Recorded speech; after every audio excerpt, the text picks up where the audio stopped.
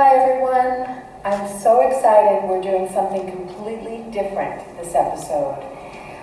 Being in Los Angeles, I have the great pleasure of meeting a lot of creatives, and one of the most exciting creatives is Kevan Hall, who has been designing beautiful, glamorous, ultra-feminine dresses and gowns for celebrities. And we're sitting in his atelier on Beverly Boulevard in Los Angeles. I asked Kevan if he was open to getting together to talk about people of color in the fashion industry. So welcome. Well, I'm so happy to be here. This is really exciting for me. You know, you and I go back a little ways, and just to be able to sit here and talk about fashion and, you know, about people of color in the industry, this is going to be great. So thank you for having me. Absolutely. I should also say that it's a joy for me to be here because I do know you above and beyond just a casual hello. It makes for, I think, a much more interesting conversation. Yeah. I love doing the research prior to coming in here. Lucky for me that Marie Claire has an article out this month on influencers, African American influencers in fashion. So I was able to cull a lot of information from that. But one of the things that I noticed is that so many of the designers knew at a very young age that this was a path that they were going to take. Right. That is not unusual because just like you read they did, I also did. Like at age 7, I would sit in front of the TV looking at, you know, old films or Shawnee and Cher or the Ed Sullivan Show. I'm dating myself. But back in the day, there were shows like that. Mm-hmm. And I would look at those shows with a pen and pad in hand and just kind of reimagine what I'd like to see Cher in, or what I'd like to see, you know, Garbo in, or those great, movie stars in. And so that was 7. I didn't know it was a fashion designer, but I knew it was, you know, creative. Mm-hmm. And my parents were so great, you know, rather than saying, you know, here, take a ball, go outside. They gave me art books and magazines and art supplies and just said, you know, this is what you love to do. And I would sit and sketch. Yeah. That's wonderful. Yeah. So I've never actually seen any of your sketches. You obviously have a hand. I love to sketch. I don't have time to do it much now, but yeah, I do love it. You know, I think sketching for me is important because as I'm sketching, it's just a kind of a stream of creativity. So, you know, a blouse becomes a jacket, becomes a gown, becomes a trench, becomes a something. So while you're sketching it there, you know, the ideas just begin to flow. Whereas if I had to sit with a sketcher, you know, not that collar, well, I wanted to feel a little bit like this, but not quite that. So I think the creativity really comes from being able to sketch. I would be remiss if I didn't mention that you've had a really interesting career. That early on in your career, you were honored by being named the executive creative director of Halston when they were trying to revive the label, and you were really successful in bringing the name back. Yeah, that was an amazing opportunity. I had my own collection for years, and then they, you know, headhunted me, and I went to New York and actually lived between New York and LA, which was really phenomenal for me. And we stepped into that, you know, really prestigious post for iconic Halston brand. And honestly, there was a little bit of a pushback because it's like, you know, New York can be very insular. So it's like, you know, who is this guy? You know, we really don't know him. He's from LA. This is a black guy. What's he doing with his brand? But I like to say after 42 stunning looks, all were silenced. So we had that first show. It was really amazing. Joan Kanan from Neiman Marcus, she was the fashion director at Neiman Marcus at the time, rushed backstage and said, I didn't know exactly who you were then, you know, when I walked into this show, but I know now, and I'm telling all my friends, and of course all her friends was everybody important in fashion. You know, windows at Neiman Marcus, you know, trunk shows at all the Neiman Marcus stores, Bergdorf Goodman, I mean, you know, dressing, you know, Charlize Theron, and just celebrity after celebrity kind of really supported the brand and supported the work that I did there. So it was, you know, it was a great time. And the best part was the atelier, because many of the pattern makers and drapers, they all came back. Wow. So I worked with Gino, who was the fabulous tailor that would cut all the ultra suede for Halston, and Maruccia, who was the draper that did all the jersey gowns. So it was incredible. Wow. It was amazing. And you did that for a few years. I was there 3 years. And it was tumultuous, no kidding. I mean, it was, but I wouldn't have traded a moment. I went through 3 presidents. This company sold 4 times during my tenure. It was crazy, but great.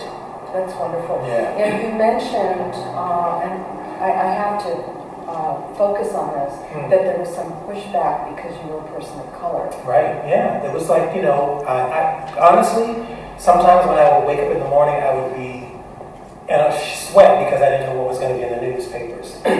And just lots of chatter, could you do it? Or, what's the skill set? But I had my own collection for many years. And right. I was selling, back in the day we had in Los Angeles, stores like I. Magnans and Bullock's Wilshire, and of course there was Saks and all those stores. So my own brand, I was selling all those stores. But, many people still didn't know who I was. So there was that pushback.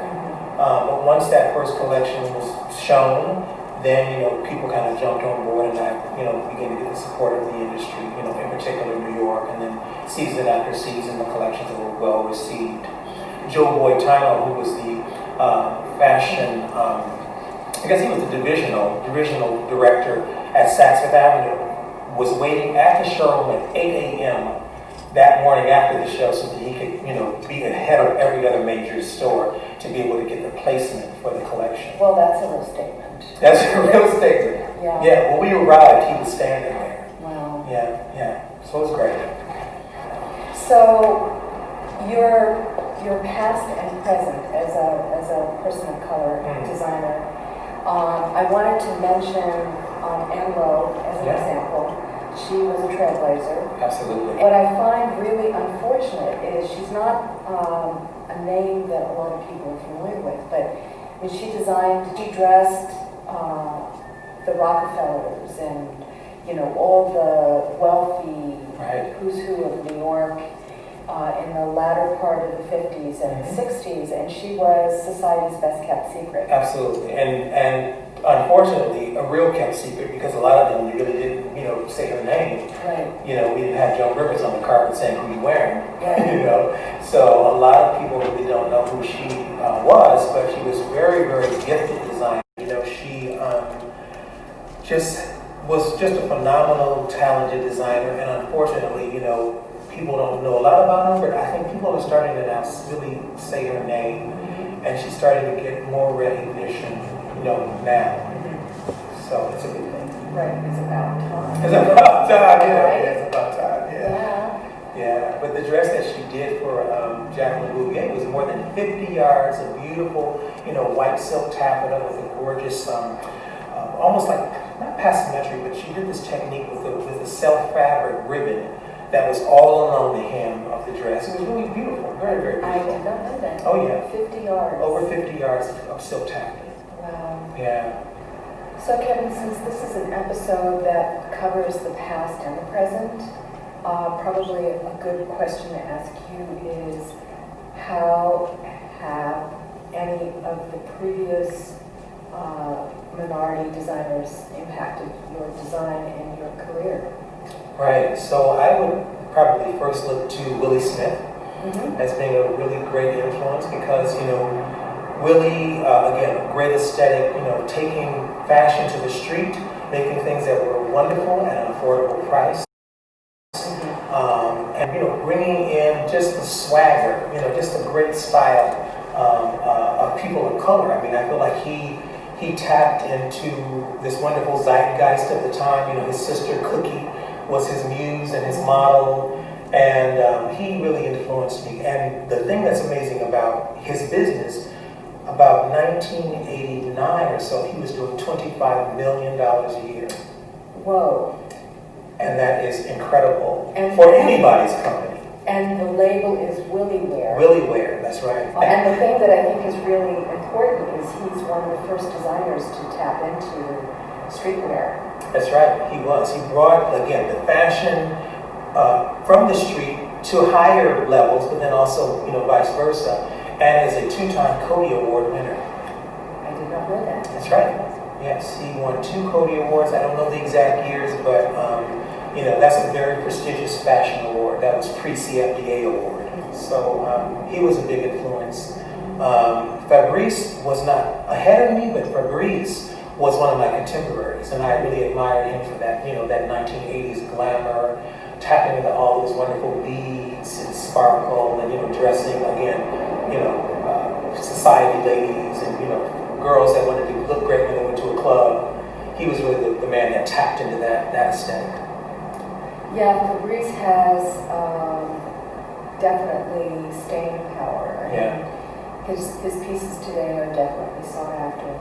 So Fabrice and Willi Smith. And what about Stephen Burrows? What about Stephen? So Stephen Burrows would be another really amazing influence. God, just the jerseys. He invented the lettuce hem, which was an accident that happened on the sewing machine, while he was making clothes. His use of color was fantastic, and then how he tapped into that 70s, vibe, the disco, and his muse Pat Cleveland, and he was great friends with Halston. So he's a great influence, and I remember specifically seeing he and Pat Cleveland on the cover of Women's Wear Daily. I probably still have it in my library. He and Pat standing in his atelier in 1970s, was like, wow, that's what I want to do. I want to be a designer like Stephen Burrows. Wow. Yeah. And what an incredible honor that he was one of the designers picked in the Battle of Versailles. Yes, one of the few American designers, there was only 5, and the only African American designer, and the youngest designer, and the last living designer. Right. Because we've lost all the other designers. Right, so what we're talking about today, he's still alive. He's still alive. Yeah. Yes, that's right. Yeah. So he's a great influence and a wonderful, wonderful human being. He's a wonderful man. And lest we forget Patrick Kelly. Okay. So Patrick is another contemporary because, he was designing at the same time that I was in the 80s. One of the first, actually the first African American to be inducted into the Chambre Syndicale de Paris, and showed his collection on the runways of Paris, couture and ready to wear, backed by the Warner Co. Company, which was a huge conglomerate at the time. I did not know that. Yes, Wow. and they also backed Byron Lars and a number of they also backed Judith Lieber, I believe. I could stand to be corrected, but I'm not sure. But anyway, so they had a big company that backed designers, back in the 80s and 90s or whatever. And Patrick was one of those. And he just, used he's tapped into Afrocentricity, with, images of Josephine Baker. I have a pajama set that we can highlight, that my wife owns, that is a wonderful, homage to Josephine Baker, and he used buttons on his things, and bows, and frames, and just whimsy and fun and excitement. And the runways have never looked like that since, because he would send out the girls along the catwalk, and they'd be spinning and twirling it. It was just such energy, and just one after another, 75 girls just walking, going on the catwalk. With really an explosion of color. With an explosion of color, and the pulse of the music. Right. Really, really amazing. Yeah. Yeah, incredible. I love how you can see how he revered the female form. Absolutely. Yeah. And Betty Davis was one of his best customers. I did not know that. Yes, Betty Davis appeared on the... that does not make sense. Yeah, she appeared on the David Letterman show in Patrick Kelly, shoulder pads. I think it was a turtleneck. It might have been a snakeskin. I forget what the pattern was. But she, sang his praises to David Letterman and to the audience. She loved Patrick. I wanted to ask you, how has your business been affected by coronavirus? Yes, so my business, like everyone's business, has been, affected by Corona. We were closed for just a window of time, but fortunately for me, I was able to shift quickly. So we started making masks. We started making PPE for hospitals. A friend of mine was contacted by UCLA, and so she kind of pulled me into this project. So they asked us to add sleeves to existing hospital gowns because they wanted to have more protection and that kind of thing. Mm-hmm. So we added sleeves, then we made matching masks, and it became like a whole kind of ensemble for the healthcare workers. So, and those things were distributed to Drew Medical Center, which is an underserved area of South Central LA, UCLA, different kind of convalescent homes. So we shifted early on, and we've been able to also do a buy one, donate one initiative on a shop on Etsy. Oh, that's great. Called Kevan Cares, because I care. We have, really great masks on there, wonderful cotton prints, wovens, and, some fancies, a few fancies. Beautiful fabric. Yeah, really pretty fabric. Some of the fabrics are, from our couture collection. When I started doing the masks, I wasn't really doing fancies. I was just doing, essential kind of masks, functional. Mm-hmm. And then Vanessa Williams, we sent her some masks, and she, loved it. She posted, and I thought, she's a fancy girl. Why don't I make some fancy masks? So we added those to the shop, and it's doing well. So my main question would be on the PPE. Is it red carpet ready? Well, it's funny that you say that, because I went from making red carpet gowns to hospital gowns. So yeah. One of the things I love about your designs and your clothing is your choice of fabrics and how you integrate the novelty of the fabric into the design. Yes. It's beautiful. Thank you. And most of the time with the collection for me, it really starts with a concept. What's the theme of the collection? And very often when I know that I'm going to be doing a show, I'll think of the show. I'll design into the show. Mm-hmm. What's going to be that fabulous opening piece? How am I going to surprise them in the middle? And then how do I close them, kill them? Right. At the end, So, we've done shows, when I referenced Halston, that first show for Halston was The Reef. And then that kind of took them on a journey like under the sea, where the gowns floated like sea anemone, and the jellyfish gowns, and, coral beaded gowns and that kind of thing. And then I've done, dresses. I did a collection, under my own brand, which was inspired by Africa. And we had corsets that were inspired by the Dinka, and we had jewelry that my friend actually brought a lot of the jewelry back from the Maasai tribe. So all the jewelry was Maasai jewelry. And the fabrics, some of them were hand painted. And we had just beautiful textures and beading and fabrics that look like the scarring and the carvings where they kind of scar their bodies and their skin. Mm-hmm. It was magnificent, I can say so myself. I bet. It was really incredible. So I designed into like a theme, and then as I have the theme, to your point about the fabrics, I'll search out the fabrics that fit that theme, or we'll develop the beading that fits that theme, mm-hmm. and then it comes to life. I'm just wondering how you feel about cultural appropriation in fashion. Good question. I think when it's done not as a complete lift from a community or from a region, mm-hmm. I think everybody in design, I don't care if you're in interiors, even in art and painting, everybody draws from something. Mm-hmm. It all starts somewhere. Mm-hmm. I don't think it's a bad thing, but I think it has to be respectful, mm-hmm. and not a complete lift.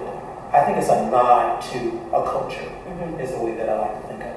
I agree, but I also think it's important that the designer acknowledges where it comes Absolutely. from. Where did it come from? Right. Yeah, and I think that's part of the respect. Right. So how do you feel African American designers will be able to break into mainstream fashion now? Right. So I think we're at a moment where I think the world is open to our creativity more than ever. Mm-hmm. And I'm finding that there's resources that have been made available to African American designers now. I'm hopeful that we'll see more important hires in the fashion industry. There is several initiatives that have started where a shoe designer, I'm drawing a blank on her name right now, that has asked for people that have the power to write orders. 15% should be purchased by African American designers. 15% of their buy mm-hmm. should be an African American designer. So actually, I think Sephora has agreed to do that because there's African American people that are doing in the cosmetic industry and hair care and beauty and all industries. So this is not just a fashion ask. This is an overall ask. 15%, consider at least an opportunity to, support African Americans. Well, and you have started with other people the Black Design Collective, Right. which is a wonderful way to support the up-and-coming designers. Yes. It's a fantastic pay it forward. Right, and that's one of the things that was our initiative. One of the original initiatives was how do we capture the dollars of the world, but also even Black dollars? Because as a Black community, we spend $1.7 trillion a year in the economy, which is the 8th largest economy in the world, is within Black people.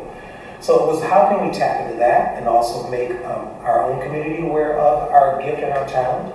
How can we support the next generation through mentorship, through workshops where we're educating them how to navigate the world of fashion, how to find funding and financing, how to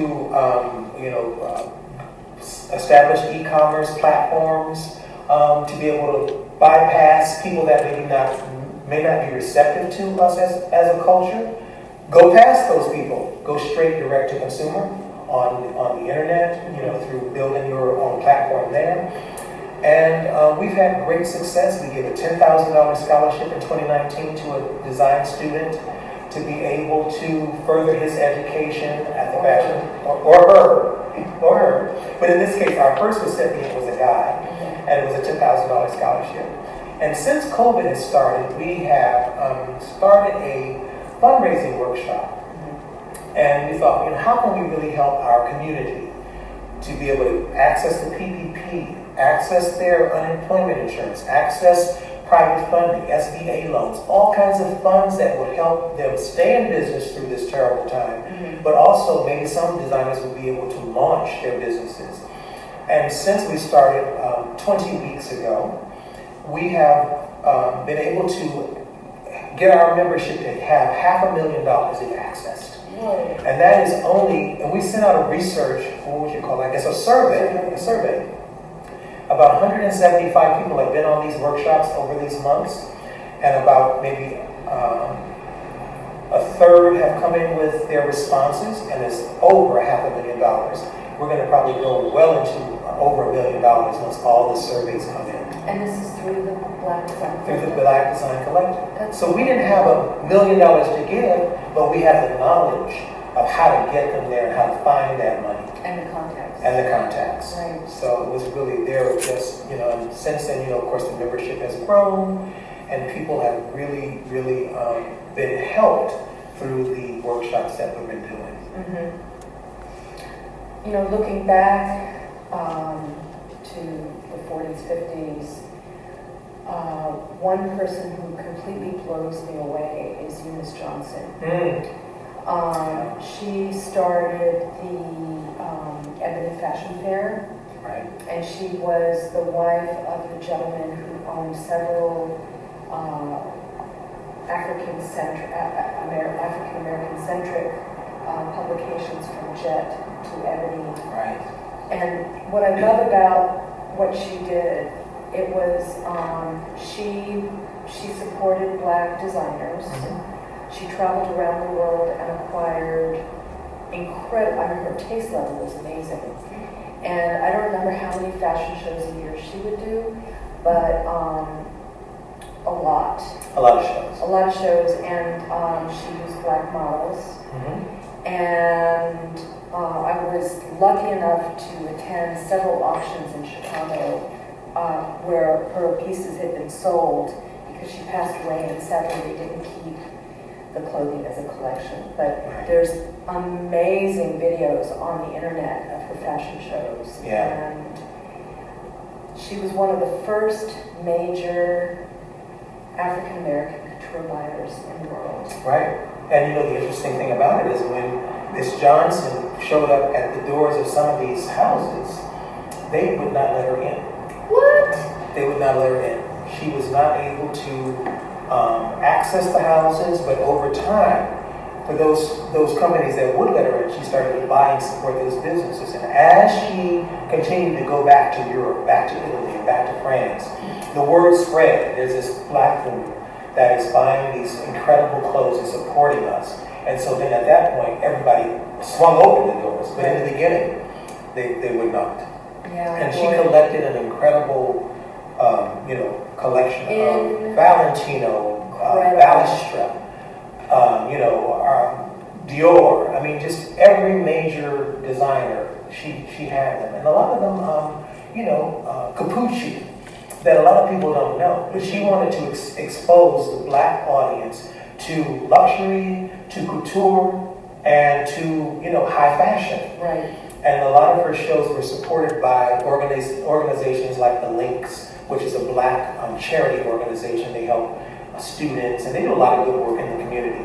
And in each city there was a Links or a charitable organization that would bring in Eunice Johnson and the Ebony Fashion Fair.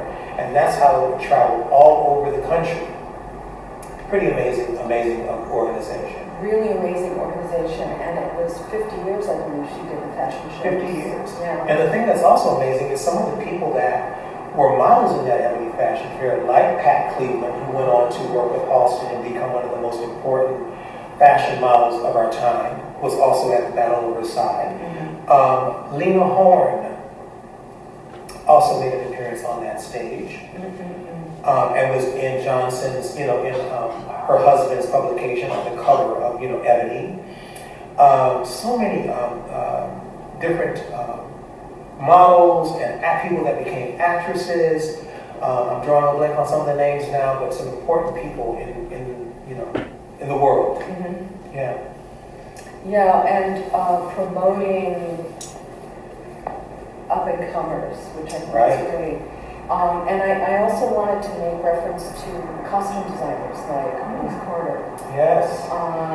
She's not an up-and-comer. I mean, she's well-established. And her influence in the fashion world, I mean, think about what Black Panther did after it premiered and how fashion was impacted by her aesthetic. Absolutely. And, you go back to some of her other films, all the work that she's done with Spike.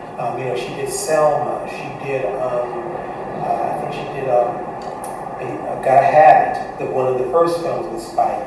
I mean, she has over 30 films to her credit, an illustrious career, of work. Her body of work influenced, I think, even street fashion, working, in the 80s. And, she did Baps. You know that film Baps? There's still Baps, which was one of the early films with Halle Berry, and it was kind of like it was like these two girls, like kind of hip hop girls that went into this mansion, and the clothes were just so crazy and hip and fun, and Is that BAPS, Black American Princesses, BAPS.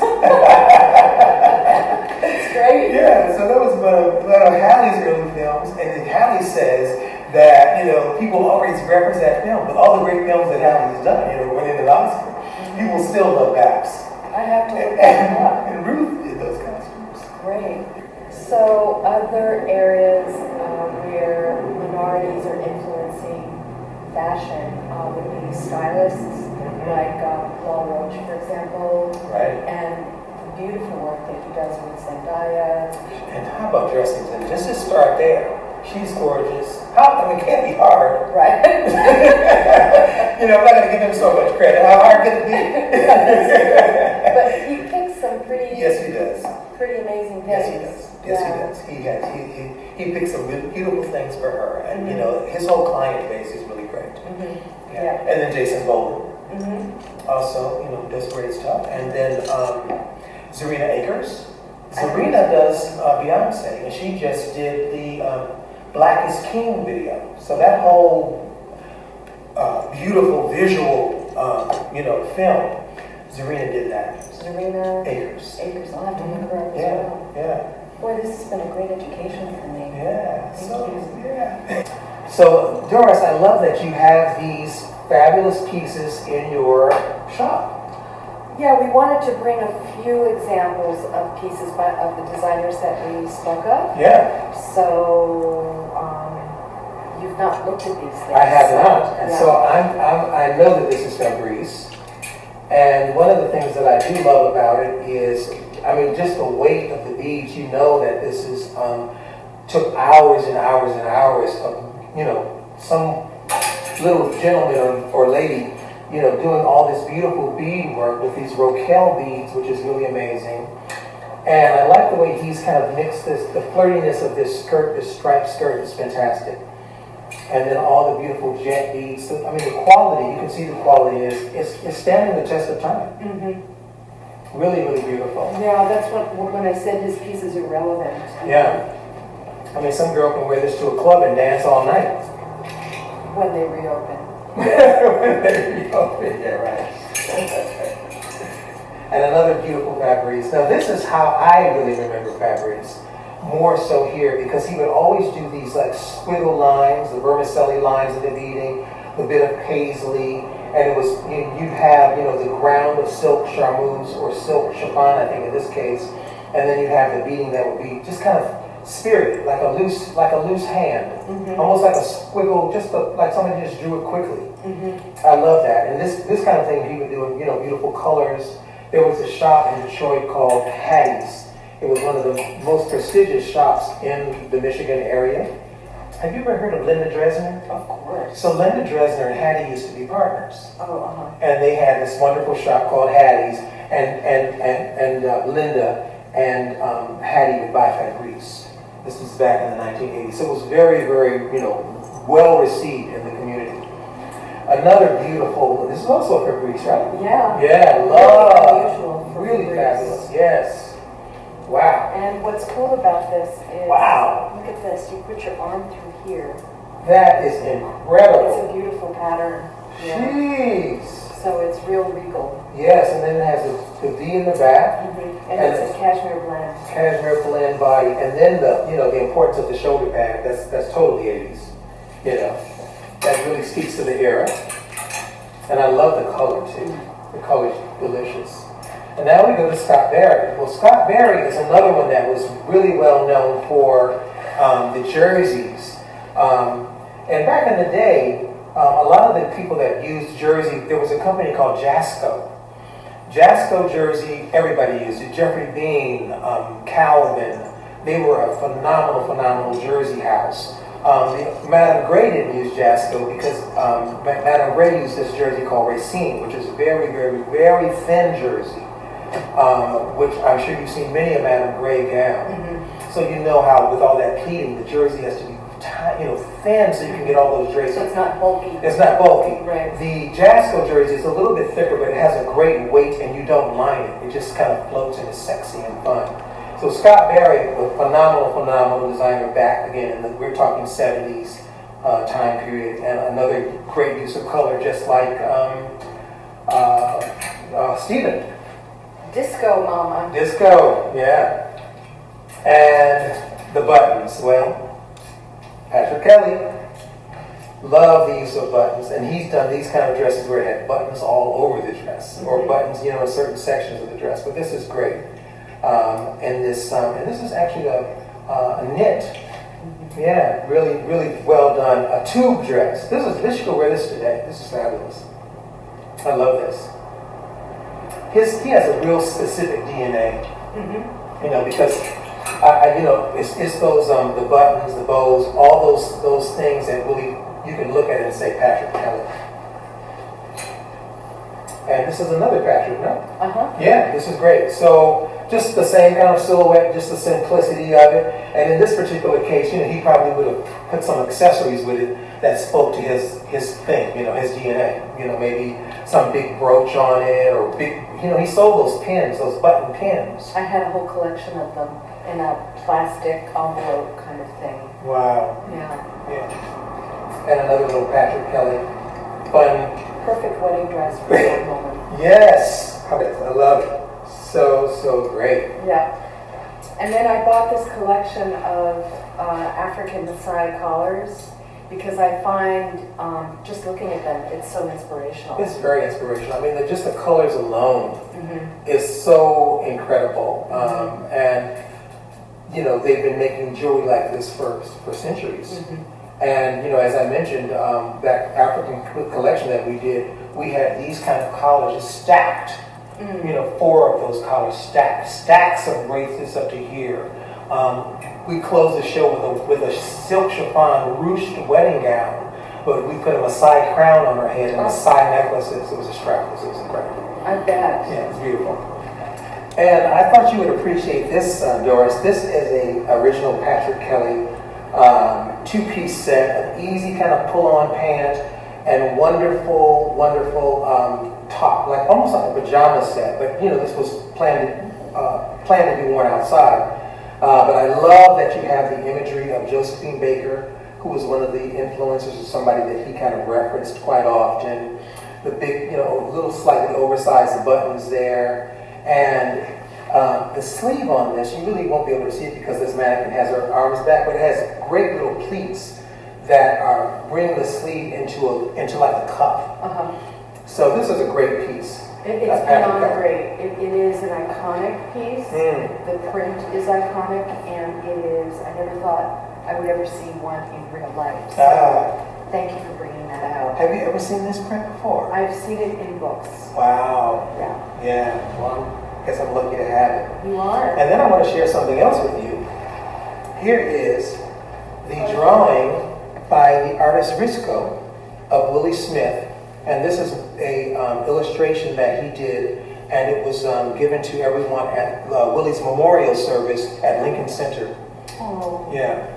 So that was, you know. And that was in 1987? That was in 1987. Wow. Yeah. So this travels with me everywhere I go. It's been on every shelf of every workroom. Great caricature. Isn't it? Fantastic. Yeah. It's really, really amazing. Risco is a great artist. Actually, he did a illustration of one of my dresses. I was in, this is back in the 80s, in Interview Magazine, and he sketched on one of my dresses. So he's very collectible in terms of his art and that kind of thing, his illustrations. I can see why. Yeah. I'm sure you've enjoyed this episode. I certainly have. I've learned a lot. And if you liked it, please give us a like. And if you're not already subscribed to our YouTube channel, please do so. We do have some of the items that we showed you online available, and you can check out Kevin's website and his Etsy store as well. So I think that's it for now. I hope you're well, and I hope you're thriving in these strange times, and thank you very much for participating in this episode. My pleasure. It's so great to spend time with you. Thanks. And we look forward to seeing you next time. Bye.